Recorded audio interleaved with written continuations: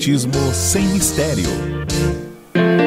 Olá pessoal, estamos iniciando o programa Espiritismo sem mistério, estudando o Livro dos Espíritos. É muito bom estarmos reunidos mais uma vez, aprendendo sobre o Livro dos Espíritos. Estamos abordando a questão da intervenção dos espíritos no mundo corpóreo. Nós já vimos que isso acontece. Falamos sobre diversos assuntos que você poderá assistir nos programas anteriores. Hoje daremos continuidade a tudo isso. Então sejam bem-vindos, peguem seu livro, seu caderno. Para quem não me conhece, eu sou Solange Sauan Godoy, junto com o nosso querido André Luiz Ruiz. Como vai, André? Olá, Solange. Olá, queridas irmãs, queridos amigos. Nosso abraço a todos os que estão nos assistindo para o nosso contínuo do estudo do Livro dos Espíritos. Como você sabe, nós podemos fazer isso, chegar até você, graças a essa equipe que se esforça para que você tenha a melhor qualidade de áudio e de vídeo. Temos o nosso querido Raul Mendonça, o André Gaspar, temos o nosso Jefferson Souza, a nossa produtora a Regina Prata, o Jefferson Carvalho, o Valdecir Lourenço, o nosso querido abraço a todos os que estão participando desse esforço para que você tenha na sua casa a doutrina espírita da forma mais bela do ponto de vista tecnológico e que possa chegar até o seu coração do esforço de todos desta equipe para que você se sinta abraçado e melhor.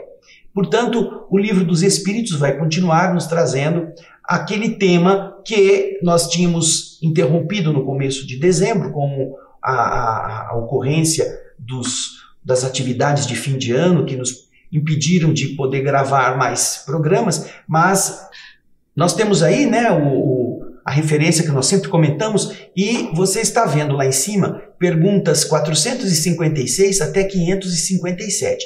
São 101 questões que estamos tratando da intervenção dos espíritos no mundo corpóreo. Já estamos chegando no final, já estamos entrando na parte final dessa etapa, mas aqui nós vamos ver coisas bastante interessantes vinculadas exatamente à proteção ou à exploração dos espíritos, sejam na proteção dos espíritos elevados, em relação aos que estão precisando de ajuda, seja no aproveitamento das entidades inferiores, valendo-se das nossas tendências, como você vê ali, e se somando, se associando àquilo que o encarnado também deseja fazer.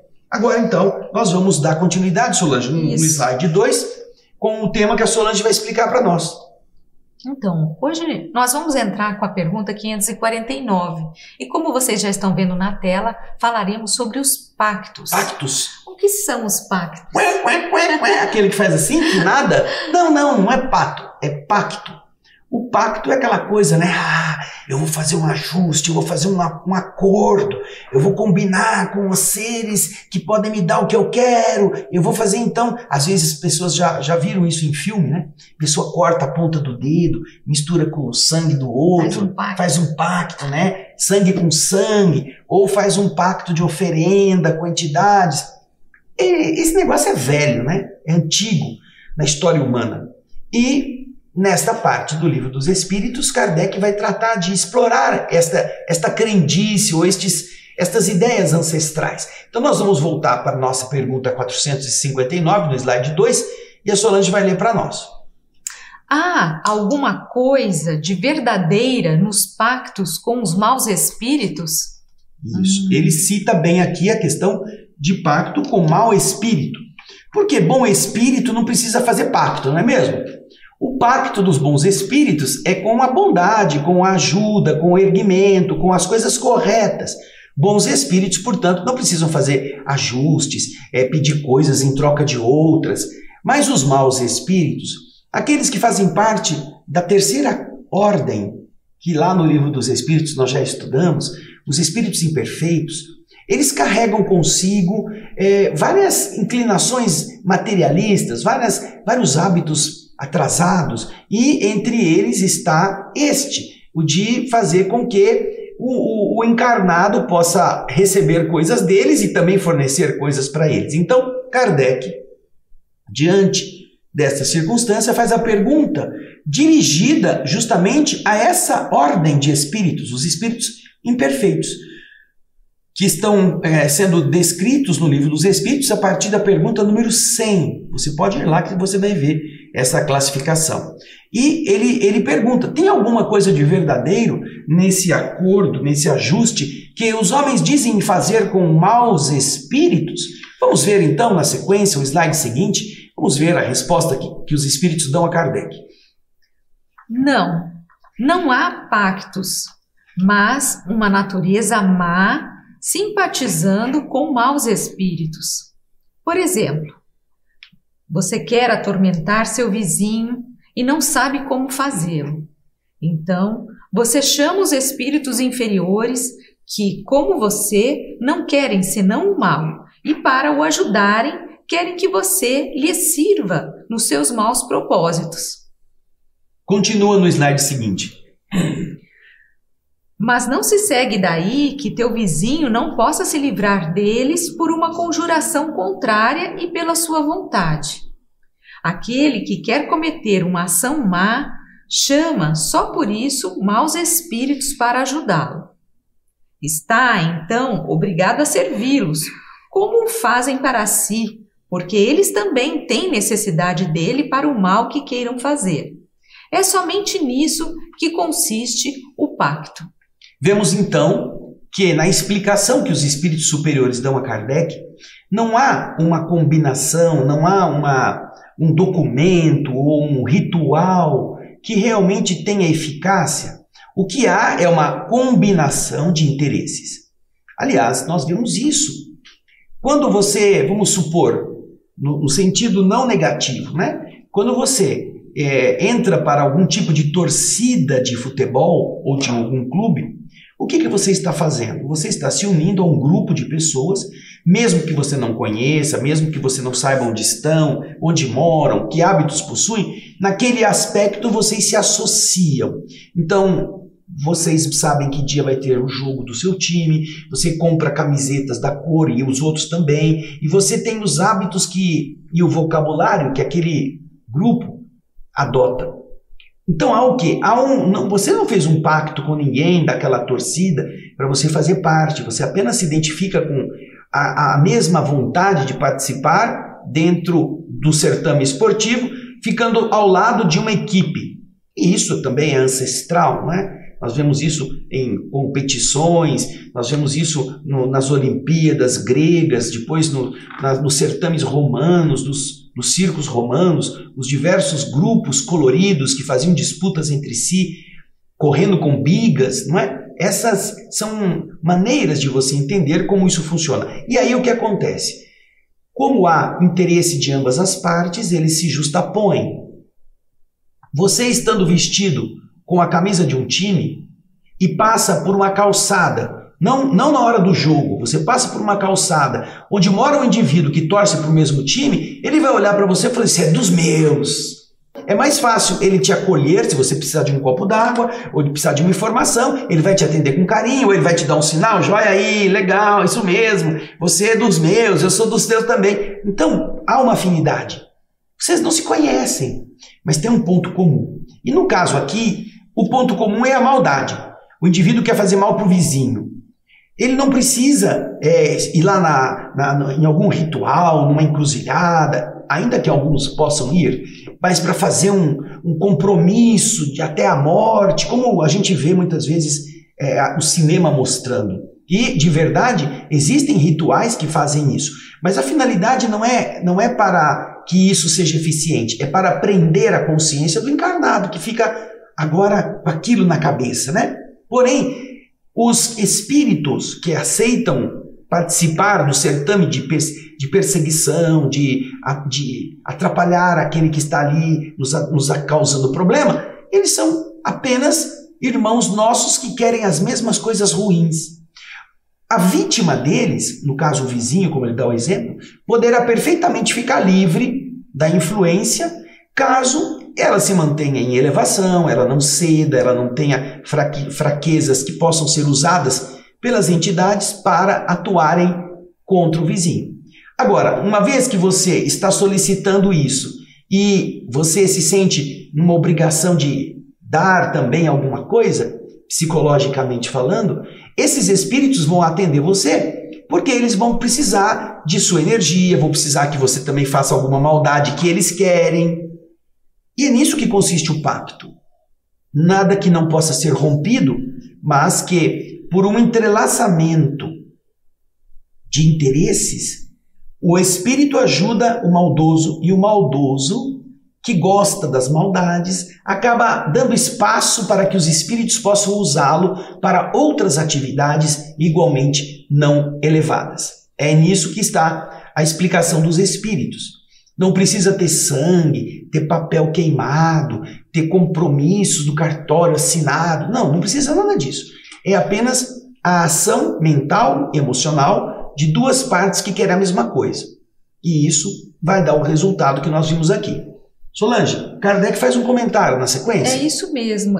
Só queria aproveitar para a gente lembrar aqui que, como os espíritos dizem, é uma via de mão dupla, ou seja, cada um, eu quero alguma coisa, eu ofereço algo a você e você me dá algo em troca. Então, existe essa via de mão dupla, né? Mas que os espíritos estão dizendo aqui que não existe como, ou melhor, é possível que a pessoa se livre dessa influência, dessa coisa negativa que estão querendo colocar sobre ela. É possível que ela se livre disso por uma conjuração contrária, ou seja, e pela sua vontade. Quer dizer, se a pessoa para a qual tudo isso está sendo endereçado, ela tem uma outra postura, ela tem uma vontade firme, esses espíritos não vão conseguir fazer aquilo que eles estão querendo. É por esse motivo que, quando se utilizam determinados rituais para prejudicar determinadas pessoas, faz parte do efeito que se queira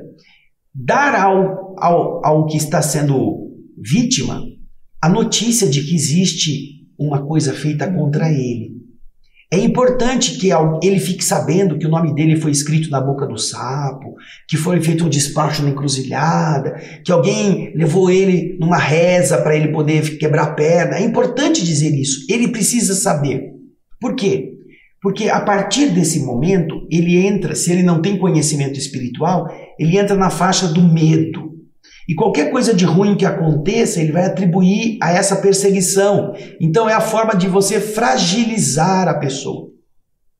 É uma porta do psiquismo do encarnado que eles vão usar para fazer coisas realmente, porque aí a pessoa fica assustada, aí a pessoa fica temerosa, aí ela perde a confiança nela mesma, na divindade, e ela fica mais à mercê dessas entidades.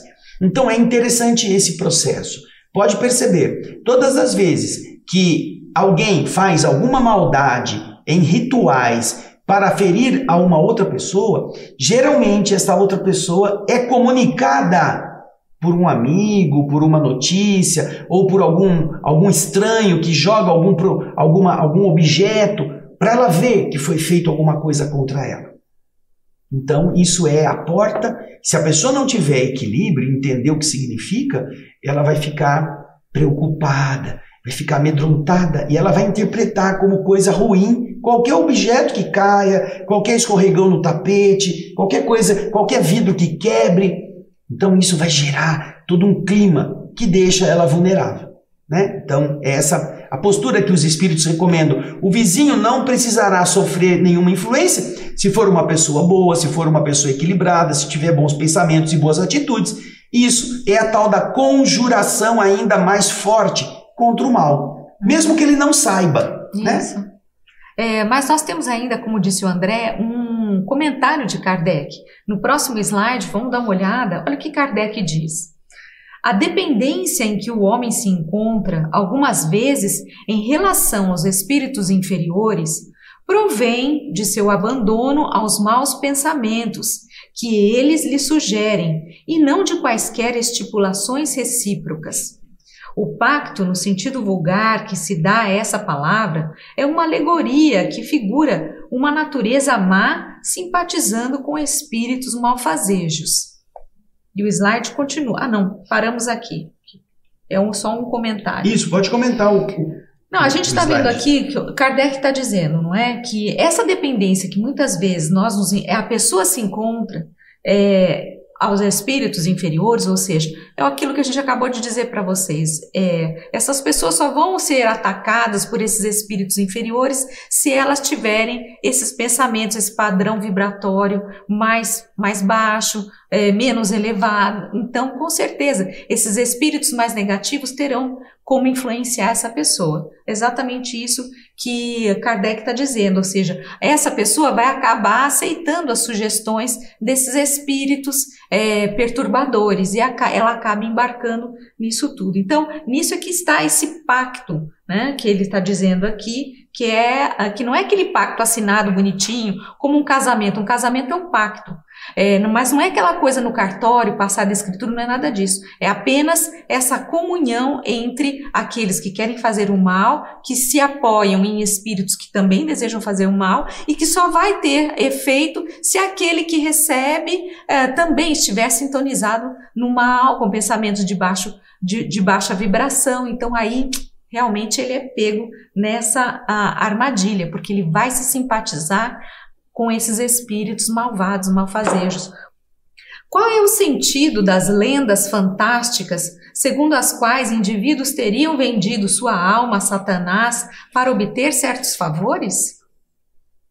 Essa pergunta é muito interessante porque na atualidade existem seitas que pregam isto.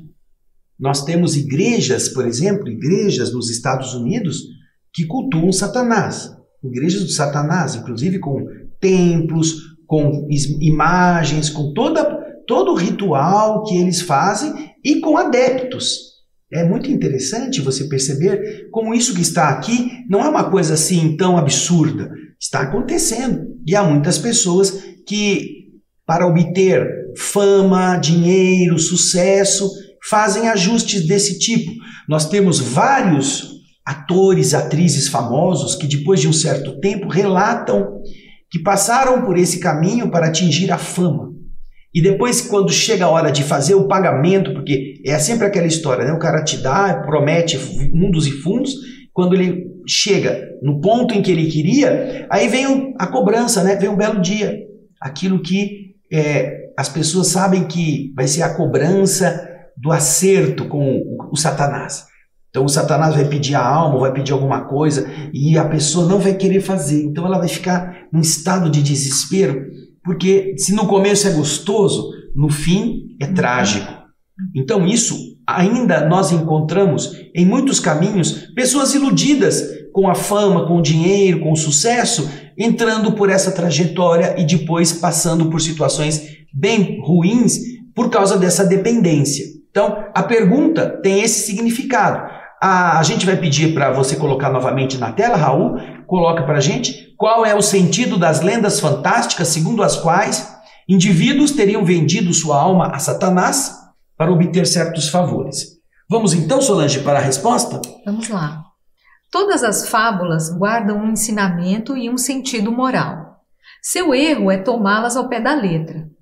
Essa é uma alegoria que se pode explicar assim. Aquele que chama em sua ajuda os espíritos para obter os dons da fortuna ou qualquer outro favor, murmura contra a providência. Continuando no seguinte. Ele renuncia à missão que recebeu e às provas que deve suportar neste mundo, e disso sofrerá as consequências na vida futura. Isso não quer dizer que sua alma esteja para sempre consagrada à infelicidade. Porém, em lugar de libertar-se da matéria, ele nela se enxafurda mais e mais. Aquilo que gozou sobre a terra não desfrutará no mundo dos espíritos, até que o tenha resgatado em novas provas, talvez maiores e mais penosas. Por seu amor aos prazeres materiais, ele se coloca na dependência dos espíritos impuros. Há entre estes e ele um pacto tácito que o conduz à perdição, mas que lhe é sempre fácil de romper com a assistência dos bons espíritos, se para isso ele tem uma vontade firme. Nós vemos aí que é uma resposta bem longa, bem detalhada, e nós vamos comentar aí a partir desse primeiro slide 550A, pode deixar na tela, vamos comentar o texto.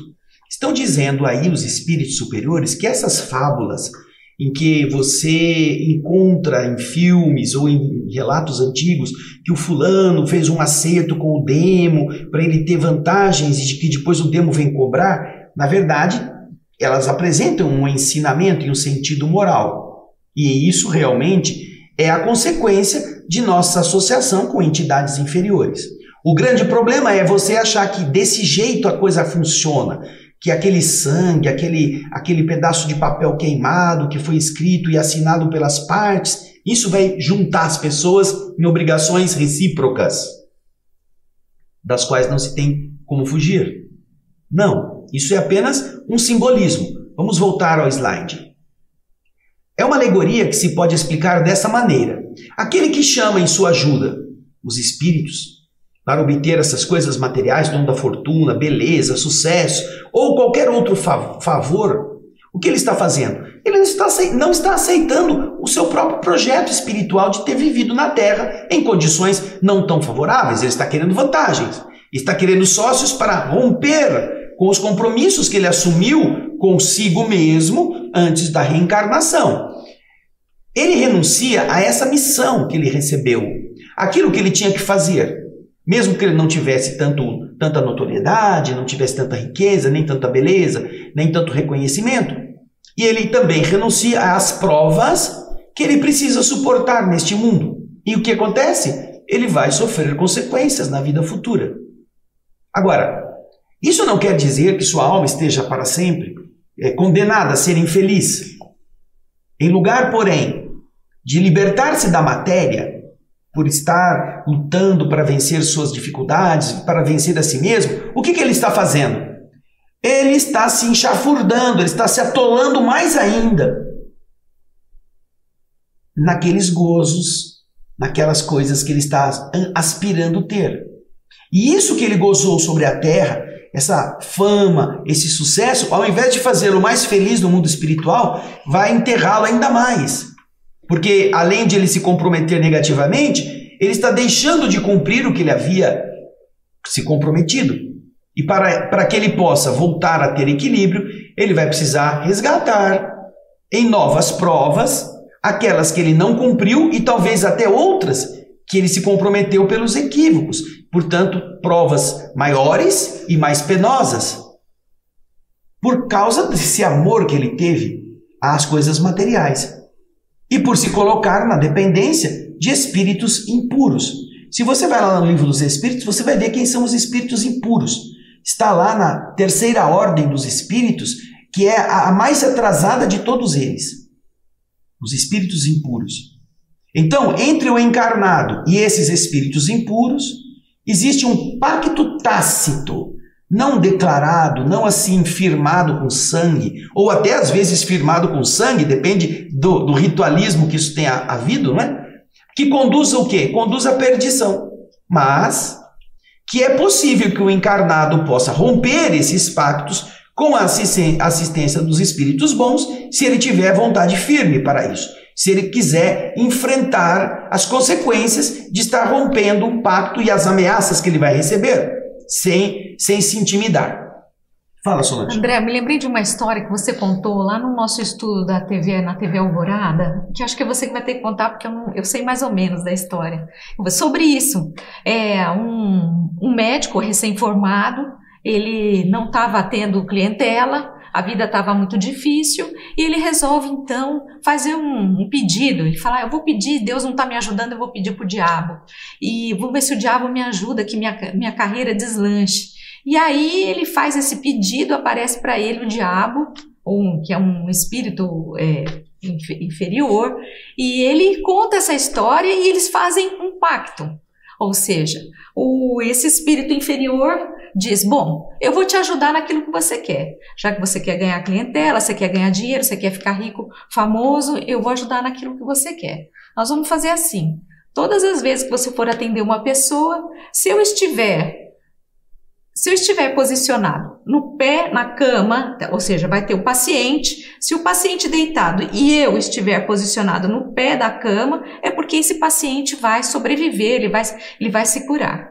Agora, se um dia ele estiver lá, o paciente ali, você me vê posicionado na cabeceira da cama, é porque o paciente vai falecer. Então aí não adianta, você pode fazer o que você quiser, porque eu vou levar ele comigo. Agora essa alma será minha. E assim foi esse pacto. Você lembra mais ou menos dessa história? É um pacto que alguns colocam como sendo com o demônio, outros colocam como sendo com a morte. Porque o médico tem que fazer tudo para salvar o paciente. E nesse caso, ele fez esse pacto e a morte disse, ou o demônio disse para ele, se eu aparecer no pé da cama, você pode passar até chazinho de planta de jardim que ele vai sarar. Mas se você me encontrar, quando você chegar no quarto com o cara ali na cama e eu do lado da cabeceira, bem na cabeça dele, não adianta você dar o melhor remédio que existir que ele vai morrer. Eu vou levar ele comigo. Tá bom. E, obviamente, ele começou a clinicar, foi tendo sucesso, ele sempre viu o demônio no pé da cama, ou a morte. Isso vai dar certo, ele ganhou fama de ser um homem, um médico muito competente. Até que, alguns anos depois, que ele já estava bem de vida, ele recebeu o chamado para atender um fazendeiro bilionário, um homem riquíssimo, um homem que tinha grana até sair pelos... Ele falou assim, bom, agora eu vou conseguir tirar o burro, vou botar o burro na sombra, vou tirar a vaca do brejo. Ele não ia poder falhar, né, André? Ele não ia poder falhar, né? Aí ele, todo seguro de si, foi até a casa onde estava o senhor, um fazendeiro ricaço, e quando ele entrou no quarto, ele viu o demônio na cabeceira da cama. Né? Agora ele vai morrer. Você não vai salvar esse homem, vai ser a sua desgraça, ele pensou, né? Se esse homem morrer na minha mão, tudo que eu fiz até hoje vai ser o fim do mundo. E ele olhava para o demônio, para a morte, e ele sério lá, olhando para ele, não vai ter saída, não tem jeito. Aí então ele pensou o que ele podia fazer, né? Aí teve uma ideia, ele foi lá fora, chamou 4 caras fortes e falou assim, olha, vocês vêm aqui um pouquinho, que a gente vai curar esse homem aqui agora. Aí já mandou a cozinheira preparar um chá bem forte de uma planta que tinha lá, né? Falou assim, olha, quando eu der a ordem para vocês entram lá e fazem o que eu mandar. Tá bom, aí entraram os 4, cada um ficou num pedaço da cama, aí falou assim, agora vira a cama rapidinho, virou a cama, o homem foi pro pé da cama, o demônio ficou lá, saiu da cabeceira, e aí ele já deu um chazinho para salvar o pobre do fazendeiro. Né? É uma historinha, é uma brincadeira, uma piadinha, mas que tenta passar a perna no capeta, ludibriar o demônio, morte. Né? Ou a própria morte. O povo tenta sempre fazer isso. E, na verdade, é uma maneira de você perceber que existem maneiras, e não é desse tipo, dessa forma, brincando assim, mas existem maneiras que a pessoa pode, se arrepende do que fez, começar a fazer de outra forma e assumir os compromissos.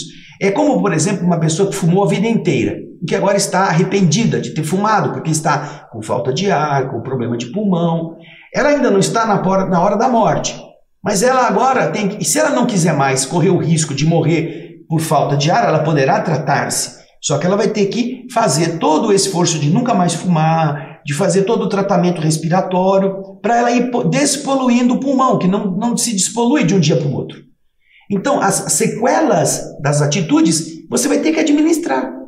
E a mesma coisa vai acontecer quando a pessoa se enterra até o pescoço, ela pode sair do lamaçal. Só que ela vai sair e ainda vai ter bastante lama grudada nela. Ela tem que administrar, tem que trocar de roupa, tem que tomar banho, tem que fazer tudo possível para limpar o mau cheiro que ela permitiu que ficasse com ela. Então, essas são formas que os espíritos nos explicam como é que a gente pode vencer essas dificuldades, e não é fazendo de conta, como é a piadinha, né? Virando a cama para enganar o demônio. Não. É você mudando de comportamento, você não se sintonizando com coisas ruins, com coisas inferiores. Mas esse assunto é bem longo. A Solange vai, se não quiser falar mais nada, vamos para a pergunta 551, agora no slide 11. Vamos lá. Pode um homem mau, com a ajuda de um mau espírito que lhe é devotado, fazer mal ao seu próximo? Bem, aí nós estamos vendo uma pergunta interessante. Um homem mau, com a ajuda de um mau espírito que lhe é devotado, ele pode fazer mal ao seu próximo?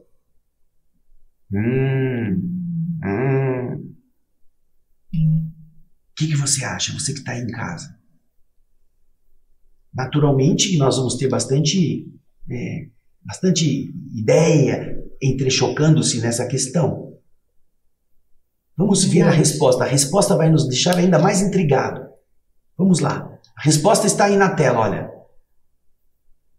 Não, Deus não o permitiria. Mas como? Como que Deus não vai permitir? Olha lá a pergunta de novo.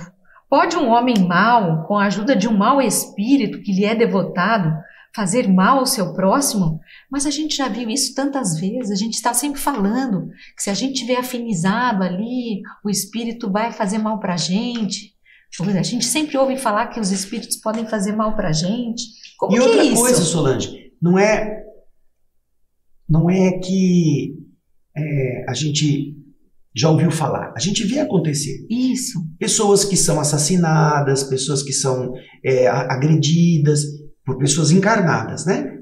Essas encarnadas estão geralmente mal acompanhadas, são espíritos que também estão atuando. Porém, a pergunta que Kardec faz nos induz não a esse raciocínio, porque obviamente um homem mau, ele pode fazer maldades para quem ele quiser e não tem como Deus impedir, certo? Mas ele está dizendo aqui, se um homem mau se utiliza de um mau espírito, porque obviamente ele não pode pedir uma maldade para um bom espírito, um espírito que lhe é devotado, ele pode fazer mal ao seu próximo? Ou seja, o outro que não está fazendo nada de ruim contra ele, ele pode ficar vinculado a esse indivíduo e esse indivíduo fazer-lhe coisas ruins? E vamos ver o que a resposta que a Solange inclusive já leu, vem afirmar que não, que Deus não o permitiria, certo? Isso. Eu só queria lembrar, André, que aqui nessa pergunta 551 nós já entramos num outro tema. Apesar da gente não ter falado sobre isso, pelo menos para mim aqui, isso mesmo. Nós estamos entrando num outro tema, que é o poder oculto dos talismãs, feiticeiros e etc. Por isso que o Kardec está perguntando se é possível que um homem mau, que lhe é com a ajuda de um mau espírito que lhe é devotado, fazer um mal ao seu próximo. Nós estamos nesse capítulo que fala desse poder oculto, fala de talismãs, de feiticeiros. Mas a gente parar para pensar, tudo isso faz parte do capítulo que é o capítulo da intervenção dos espíritos no mundo corpóreo. Ou seja, um espírito pode interferir, ele pode atuar no mundo corpóreo e nos fazer mal. Eu entendi essa pergunta nesse sentido. Ou seja, um homem mau pede ajuda de um espírito para que esse espírito intervenha no mundo corpóreo para nos fazer um mal. Então, o espírito não pode, de repente, atirar em nós uma faca. Vamos dizer assim, não sei se eu estou... Não, isso é um dos exemplos, né? Mas, por exemplo, uma pessoa má que vai fazer uma magia em algum lugar para que os espíritos peguem aquela força e vá produzir uma doença numa pessoa que ele não gosta. Alguém paga, e nós já vemos isso em inúmeras circunstâncias históricas, inclusive, alguém contrata o serviço de um feiticeiro, de uma pessoa que tem maldades e que com esse contrato pago, o indivíduo consegue invocar as forças malignas para produzir coisas contra uma terceira pessoa. Nós estamos vendo Kardec perguntando uma coisa que a história humana já vivenciou em inúmeras circunstâncias. E a resposta dos espíritos pode parecer contraditória, porque eles disseram simplesmente não, Deus não permitiria. Ou seja, existem estruturas que são resumidas pelos espíritos aqui, nessa expressão Deus não o permitiria, que precisam estar ativadas para que o mal que alguém tenha contratado ou tenha desejado faça efeito. Nós vamos aprender, e nós já falamos sobre isso no nosso programa O Espírito da Letra, quando lemos o livro Nos Domínios da Mediunidade, que o nosso pensamento gera plasma, gera matéria. E essa matéria é um ser organizado, ao qual a vontade dá forma, aliás, ao qual o pensamento dá forma e a vontade dá direção e movimento. Está lá no primeiro capítulo do livro, essa expressão literal. Então, o que acontece? Uma pessoa maldosa, por si só, ela pode direcionar uma atitude negativa na direção de uma pessoa que ele não goste. E isso é matéria. É como se você pegasse um estilingue com uma pedra e atirasse. Só que é uma matéria invisível ao olhar humano. Para que ela atinja o objetivo, o que é preciso? É preciso que a outra parte esteja aberta, esteja vulnerável. Quando a outra parte está, a destinatária da maldade, ela está com condições aptas a receber a influência, porque ela também não é uma pessoa elevada, uma pessoa invigilante, uma pessoa raivosa, uma pessoa rancorosa, uma pessoa que deseja o mal dos outros, ela cria o campo aberto para que o impacto do negativismo penetre nela e a faça vítima. Agora, se ela é uma pessoa que tem a consciência tranquila, tem o coração bom, se está em sintonia com forças superiores, este mal não encontra espaço para penetrar e ele regressa à sua origem, àquele que deu causa. Portanto, essa é a lei. É a partir daí que Deus não permite que uma pessoa boa, Solange, receba o impacto de um feitiço, de uma maldade que alguém tenha contratado. Agora, a regra é esta. Deus não permite, desde que a pessoa esteja livre, esteja também vibrando numa condição positiva. Agora, se você está numa situação de inferioridade, toda a ação inferior que é dirigida a você, a mim ou qualquer um de nós, vai encontrar espaço para penetrarmos. Então, uma pessoa, um homem mau, com a ajuda de um mau espírito, pode fazer mal ao seu próximo? Poderá, mas, na verdade, ele está na resposta, realçando que existem leis no universo que impedem que isso aconteça da forma como foi pretendida. Quando nós lemos no nosso mesmo programa, O Espírito da Letra, o livro Libertação, nós vamos encontrar a história de Margarida, que está sendo obsedada por pelo menos 60 espíritos que foram endereçados para lá pela vontade de um perseguidor muito cruel chamado Gregório. Mas por que ela está lá recebendo isso? Porque ela tem uma ligação com Gregório, Gregório tem uma ligação com ela, há uma afinidade entre eles, eventualmente uma afinidade de coisas que eles já viveram juntos, e que Gregório não quer ficar sem a presença dela. Ela não tem uma elevação, não tem um culto espiritual que possa protegê-la. Ela está à mercê do casuísmo da vida. E então é facilmente assediada por uma quantidade grande de entidades inferiores. E, obviamente, nesse aspecto, nós vamos encontrar o quê? Nós vamos encontrar o recurso da divindade, o espírito gúbio, com a anuência da Matilde, a entidade nobre, superior, que está vendo tudo isso acontecer.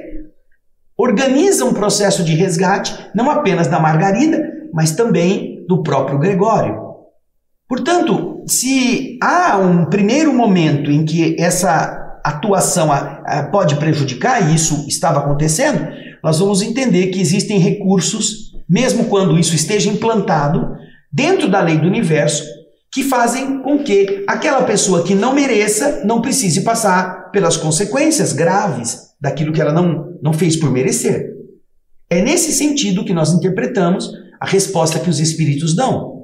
Porque, obviamente, nós sabemos como o mal encontra facilmente o seu destinatário, não porque o destinatário seja vulnerável e que o bonzinho esteja sempre à mercê do mal, mas porque os espíritos encarnados são invigilantes na grande maior parte dos casos.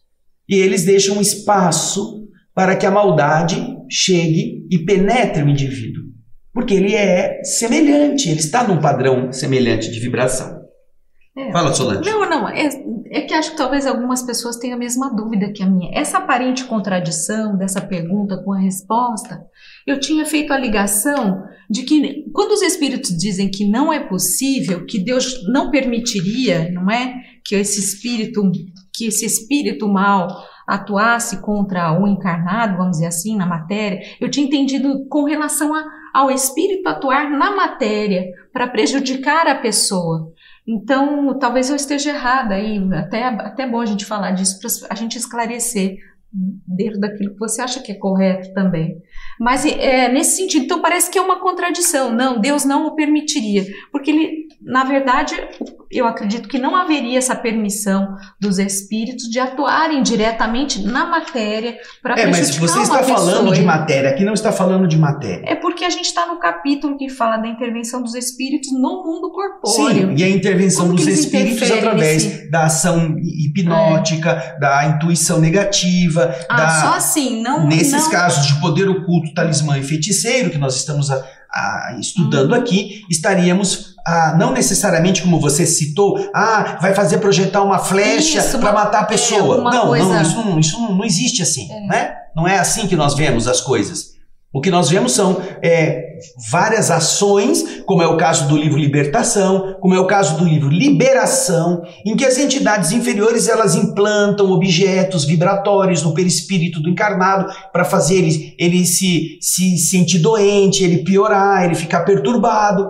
Incorporam no seu sistema nervoso corpúsculos ovoides para fazer ele ficar fraco ou mesmo ficar meio alucinado, ouvindo coisas. Ele não está se referindo a nada material aqui. Está falando da ação vibratória de entidades que estão densas, próximos do ser humano, fazendo efeitos físicos que possam causar males dessa natureza.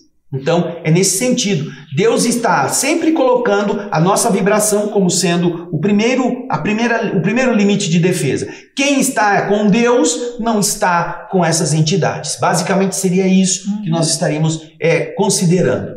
Tanto no aspecto, vamos supor até mesmo que fosse um aspecto físico, essa vibração estaria neutralizando os efeitos de qualquer ação negativa.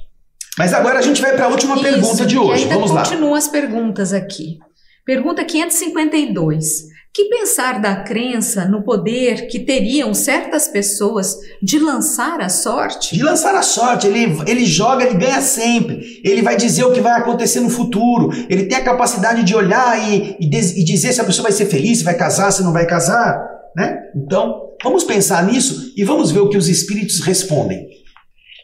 Certas pessoas têm um poder magnético muito grande, do qual podem fazer um mau uso se seu próprio espírito é mau.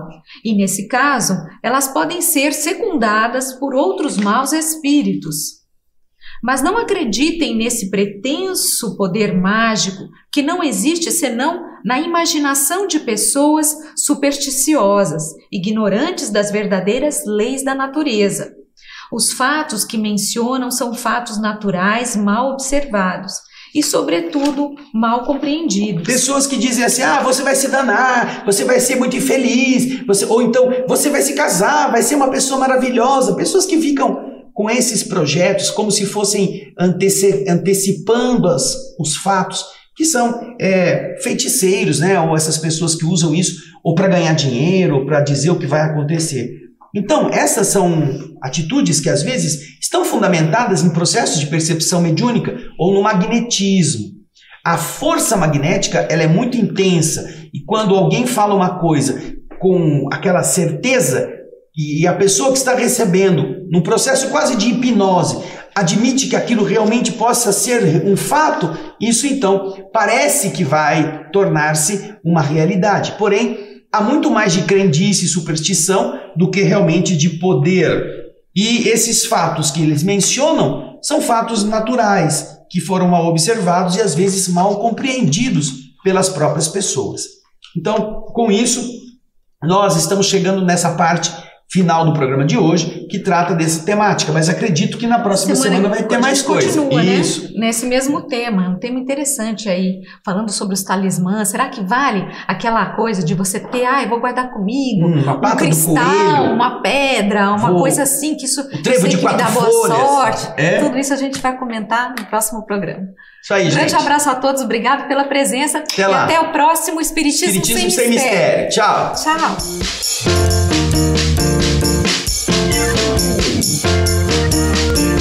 Termina aqui. Espiritismo Sem Mistério.